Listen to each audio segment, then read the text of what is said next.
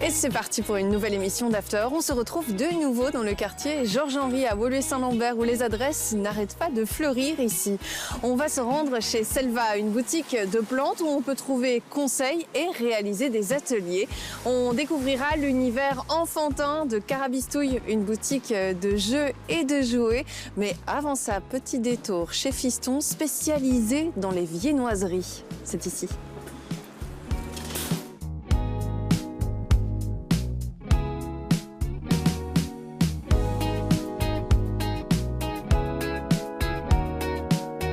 L'objectif, c'est que la viennoiserie soit considérée comme une pâtisserie, en fait. Au-delà du produit, ce qu'on veut offrir aux gens, c'est un moment de bonheur. En sucré, on a nos classiques, pain au chocolat croissant, qui sont faites aussi au levain, comme tous nos produits. Nous avons aussi nos brioches, cinnamon roll, les chocobuns.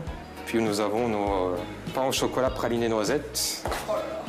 Nos croissants au butternut, réalisés avec une frangipane butternut. C'est super original, ça. Ah, ben, c'est les légumes de saison. Hein. On va se focaliser sur la viennoiserie parce que c'est un produit qui n'est pas assez connu, il y a des possibilités infinies. Tu trouves qu'il n'est pas assez connu? On connaît le pain au chocolat, le croissant, mais il y a tellement plus que ça, quoi. T'as des exemples? Par exemple, les Danish, ça, ce sont des viennoiseries originaires du Danemark et qui offrent un champ de possibles incroyable. Donc on peut les faire aussi bien sucrés que salés. On a nos produits butternut, champignons et feta. Et c'est les produits de saison et on mélange les goûts qui vont ensemble, quoi. Mais ça, c'est quand même assez paradoxal. Moi, quand tu me parles de viennoiserie, pour moi, c'est sucré, la viennoiserie. C'est sucré, et ben pourtant, sucré-salé, c'est un mélange qu'on connaît bien en Belgique. Comme les péchotons frites, et ben on est en Belgique et ça fonctionne très bien. Parle-moi des prix des viennoiseries, justement. Alors, nous, on est un peu plus cher que la moyenne. Pourquoi? Parce qu'on ne fait aucun compromis avec la qualité. Deuxième point, ça prend énormément de temps. Donc, par exemple, pour faire un simple croissant, nous, ça nous prend 3 jours. Et aussi, particularité de la viennoiserie, elles sont faites avec du levain. Il y a aussi de la levure, mais aussi du levain. Et donc tout ça, ce sont des petites étapes supplémentaires qui prennent énormément de temps et qui expliquent nos prix. Quelle est ton histoire avec le quartier Georges-Henri? Alors, mes parents ont fondé l'Artisanal, qui est un commerce spécialisé dans la torréfaction de café et qui est situé juste à côté, à 2 maisons. La torréfaction, tu l'as dit, c'était ton boulot. Comment est-ce que tu en es arrivé à la boulangerie et à la viennoiserie? Il y a 10 ans, je me suis dit, mais c'est quand même trop bête, on sert du café d'excellente qualité, alors pourquoi est-ce qu'on va pas servir nous-mêmes des biscuits faits maison? Et c'est là que j'ai commencé à fabriquer nos propres biscuits. Quelques années plus tard, je me suis dit, on va faire une formation de boulanger-pâtissier. J'ai fait ça à Leuven. Et après, je me suis dit, on va ouvrir un nouveau commerce. Hein. Pour moi, le produit devait absolument se marier avec le café. Je voulais allier en même temps les deux mondes. Ça fait beaucoup de contraintes, hein, mais voilà, c'est comme ça que Fiston est né. Et café de spécialité? Ici, on n'a que du café de spécialité, voilà. Et là, le café qui est servi aujourd'hui, il vient d'où? C'est un café du Pérou, voilà. C'est un café péruvien qui a des notes un peu chocolatées, c'est pour ça qu'il se marie bien avec le lait. Oui, c'est très bon. Ce quartier, je le connais par cœur. J'ai littéralement grandi ici. Ouais.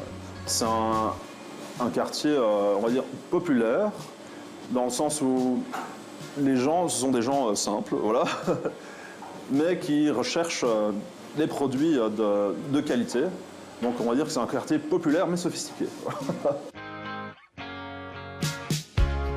Avec ton projet Fiston, tu essayes de te greffer dans cette demande qui est de retrouver des commerces de proximité à Georges-Henri? Oui, ici il y avait un ancien restaurant italien mais le bâtiment était délabré, donc la commune a racheté, ils ont tout détruit, ils ont tout reconstruit.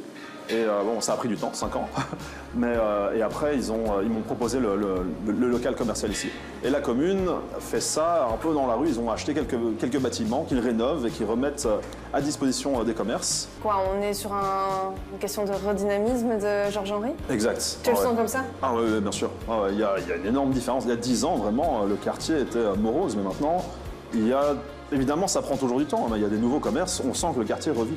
L'adresse qui suit est autant pour les petits que les grands enfants, et je m'inclus dedans.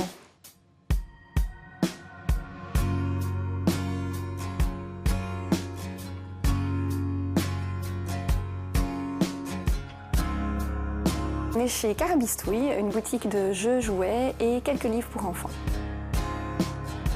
Je suis logopède de formation, en fait, ça fait 15 ans que je travaillais comme logopède. Quand voilà, ça s'est remis sur ma route et que je me suis dit que c'était le moment pour ouvrir cette boutique qui me faisait tant rêver. Une boutique qui existait déjà ici, avenue Georges-Henri. Oui, c'est ça. Donc anciennement, c'était aussi un magasin de jouets. Moi, j'ai repris la location de l'espace pour créer ma boutique en repartant du coup de zéro. On avait la volonté d'aller de 0 à 12 ans, donc on va déjà trouver des choses dès la naissance. Et puis on avait aussi cette volonté de mettre des rayons, on va dire, à thème. Donc on a ici par exemple tout ce qui est animaux en danger, nature, on a l'espace, les dinos. Je me suis surprise moi-même quand j'ai vu les fournisseurs à sélectionner vraiment des jeux qu'on pouvait travailler aussi en logopédie. Donc on peut venir ici en tant que parent ou même marraine et se dire ok, je vais trouver un jeu, un jouet qui va permettre le prolongement de cet éveil qui est fait à l'école sans que ce soit un devoir non Exactement. plus, en fait. Oui, on a une petite sélection de jeux qui travaillent les mathématiques, mais tout en jouant. J'ai de mauvais souvenirs de ça. Mais oui, mais ça aide. C'est le côté ludique qui fait justement que voilà, on peut parfois désamorcer les choses, comme en fait au cabinet de la logo. De base, on voulait une boutique exclusivement belge, mais ça c'était un peu compliqué à mettre en place. Donc c'est vrai qu'on a sélectionné quand même pas mal de marques belges ou en tout cas européennes. J'ai vu qu'il y avait quand même pas mal de jouets en bois. Ça c'était une volonté justement, c'était de ne pas avoir de plastique ou en tout cas du plastique recyclé. Le bois, je trouve que c'est vraiment le retour à l'essentiel en fait et je trouve aussi que c'est une beauté dans l'objet et éveiller les enfants à la beauté des objets, je trouve ça aussi important. J'ai eu par exemple l'occasion de rencontrer plein d'auteurs belges. Donc ici on a Audrey Binet qui est biologiste de base. Donc elle est à chaque fois partie de la particularité d'un animal pour l'exploiter et pour voilà, essayer d'en ressortir un message vraiment développement personnel, quoi. La différence, le fait que de la solidarité, etc. Et ce sont des auteurs et autrices que tu accueilles ici aussi? Exactement, oui, tout à fait. Donc en fait les mercredis on fait les rendez-vous du mercredi. Donc ça peut être juste des moments jeux où on joue ensemble. Et on a aussi un super concert avec Monsieur Nicolas, qui est belge aussi du coup, et qui fait de superbes chansons pour les enfants. L'avenue Georges-Henri, c'est quand même plein de commerces. Quand on a ouvert, on a vraiment été super bien accueillis. J'ai reçu des bouquets de fleurs à l'ouverture. Enfin, vraiment, je ne m'attendais pas à cette solidarité. Et en fait, c'est vrai que, voilà, quand on réfléchit, mais en fait, c'est vrai qu'un commerce qui fonctionne apporte d'autres clients aussi aux autres. Et je pense qu'effectivement, il y a aussi une solidarité. Voilà, exactement. Ouais, chouette.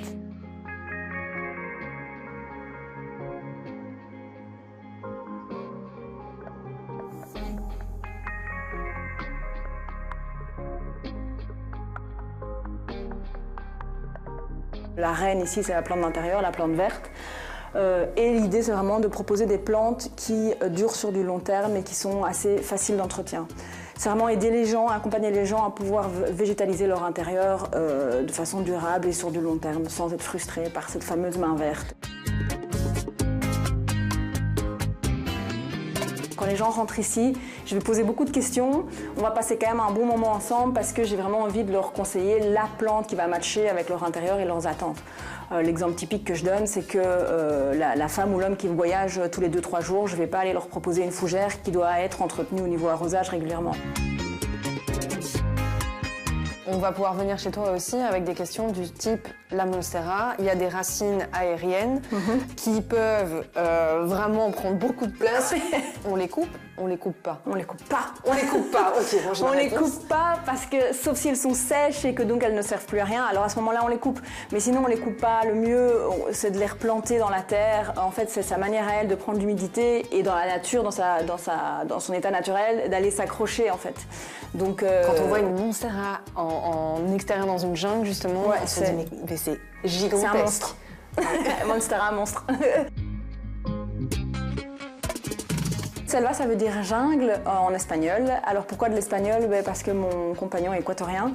Donc à la maison, on parle bilingue et que j'ai quand même la chance d'aller tous les 3-4 ans en Équateur et de voir la quasi-majorité de ce que je vends ici dans son état naturel en Équateur.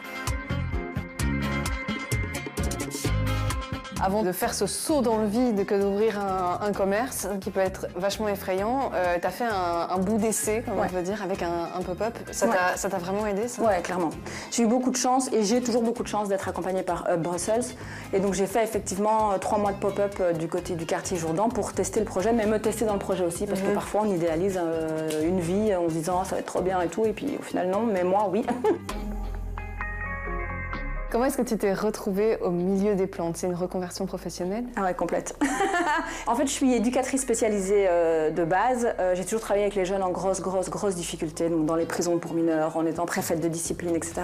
Donc j'ai porté beaucoup les problèmes des autres sur mon dos.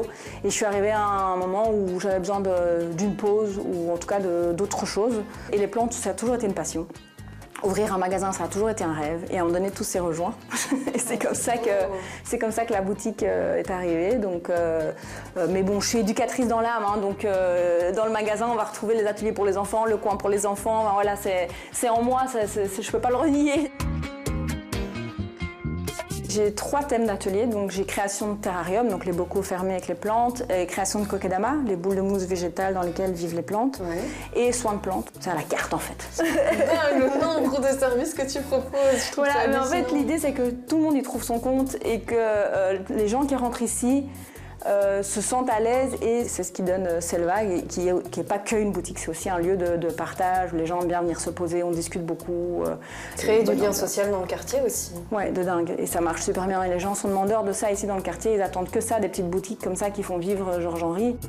Et c'est ici qu'on se dit au revoir. J'espère que cette émission vous aura donné envie de vous balader du côté de Georges-Henri, à Woluwe-Saint-Lambert, et surtout à la découverte de ces nouveaux commerces. Si vous avez une idée d'adresse à me recommander, n'hésitez pas à m'écrire after@bx1.de. À très vite.